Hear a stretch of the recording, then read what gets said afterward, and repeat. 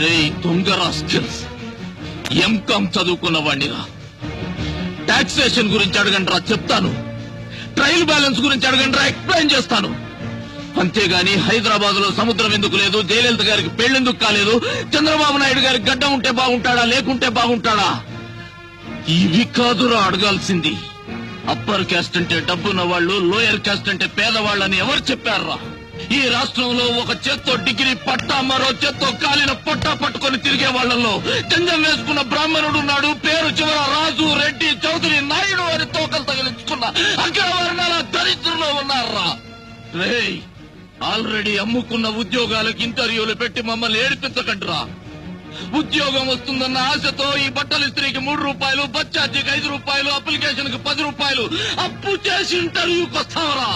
అంబేద్కర్ గారు ఎప్పుడో చచ్చిపోయి బతికిపోయారా? బతికుంటే మాత్రం ఆకలేసేవాడికి ఎందుకు రిజర్వేషన్ పెట్టలేదని కాళ్లు పట్టుకొని అడిగేవాడినిరా. లేదా అయ్యా అంబేద్కర్ గారు అప్పర్ కాస్ట్ లో పుట్టి అడుక్కుతుంటున్న దౌర్భాగ్యులం మేము, మమ్మల్ని కూడా ఏదో ఒక రిజర్వేషన్ లో తోసేయమని కాళ్లు పట్టుకొని ప్రాధేయపడేవాడినిరా. దేశం మీలాంటి చెత్త కుక్కల చేతిలో చిక్కి చెత్త కుండీలా మారిపోయిందిరా. ప్రభుత్వం మీకిచ్చే జీతాలతో పరమాండం తింటూ మా ఎంగిలాకులు కూడా లాక్కోకండిరా. రాస్కెల్స్,